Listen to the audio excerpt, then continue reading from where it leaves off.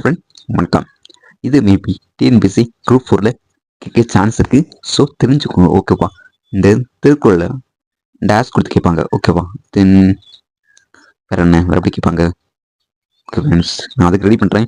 இந்த star simple போட்டிருக்கல அதெல்லாம் important. So அதனால் ஃபஸ்ட்டு புறங்கூறாமை அப்படிங்கிற அதிகாரத்துக்கு கீழே என்ன குறள்? எதிலார் குற்றம் போல் தம் குற்றம் காண்கெப்பின் தீதுண்டோ மன்னும் உயிர்க்கு. ஓகேவா. ஓகே ஃப்ரெண்ட்ஸ், இது வந்து நீங்கள் ஜஸ்ட் புரிஞ்சுக்கலாம் ஓகேவா. இதிலார் அப்படின்னா மற்றொரு குற்றம், அதாவது மற்றவங்கள சொல்கிறாங்க ஓகேவா.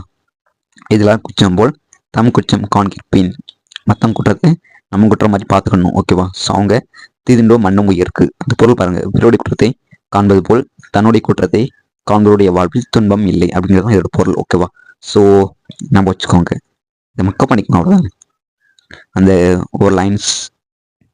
ஓகே நெக்ஸ்ட்டு ஸ்டார் போட்டது வந்து இந்த வாய்மை அப்படிங்கிற அதிகாரத்துக்கு கீழே வாய்மை என்னப்படுவது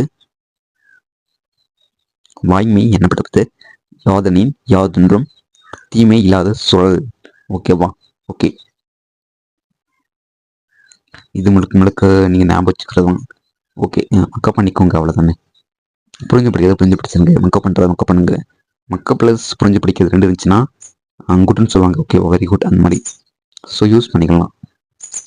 ஓகே ஃப்ரெண்ட்ஸ், பொருள் பாருங்கள். வாய்மை என்பது மற்றவருக்கு ஒரு தீங்கும் தராத சொற்களை சொல்லுதல் ஆகும் ஓகேவா. ஸோ இதில் வாய்மை என்ன அப்படிங்கிறத டெஃபினேஷன் கொடுத்துருக்காங்க. Okay friends, thank you.